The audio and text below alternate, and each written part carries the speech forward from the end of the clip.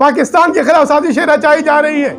ایک مرتبہ پھر پاکستان کی فوج کو اور پختون قوم کو اور بلوچ کو افغانوں کو آپس میں لڑایا جا رہا ہے, ٹکرایا جا رہا ہے.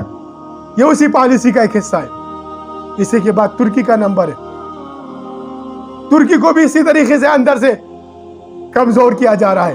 اور کچھ عرصے میں آپ دیکھیں گے برادران اسلام, دیکھیں جس طریقے سے بنی اسرائیل کے اندر موسیٰ علیہ السلام کی پیدائش کا ان کے راہبوں نے فرعون کو بتایا, ذکر موجود تھا نا, کچھ چیزیں موجود تھی نا, ہوائی بات تو نہیں تھی نا برادران اسلام. کوئی ہوائی بات تو اس کے راہب نہیں کر رہے تھے. جو جوتش بیٹھے ہوئے تھے, جو حلوان بیٹھا ہوا تھا, جہاں پر شداد بیٹھا ہوا تھا, جو کہ فتوے دے رہے تھے, وہ کچھ دیکھ رہے تھے اپنے کتب میں.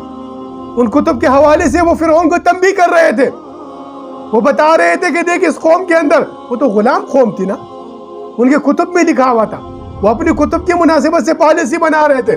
ہندوستان کے کتب میں لکھا ہے برادران اسلام, کالگنان کے اندر لکھا ہوا ہے برادران اسلام, اسلام کی نشات ثانی کے قلب اسلام کی اس قوم کی بشارت اس کالگنان کے اندر لکھی ہوئی ہے. وہاں کے پنڈت اس کالگنان کی پالیسی کے تحت, وہ اپنی ویدوں کی پالیسی کے تحت, وہ اپنی حکومتوں کو پالیسی بنا کے دیتے. ان کی حکومتیں وہی پالیسی اپناتی ہے جو جس طرح فرعون نے وہ پالیسی اپنائی جو اس کے مذہبی حلقے نے دی. اسرائیل وہی پالیسی اپنا رہا ہے جو اس کے مذہبی حلقے نے دی. اس کے مذہبی حلقہ اس کو بتا رہا ہے کہ اس طریقے سے پالیسی اپنائی جائے.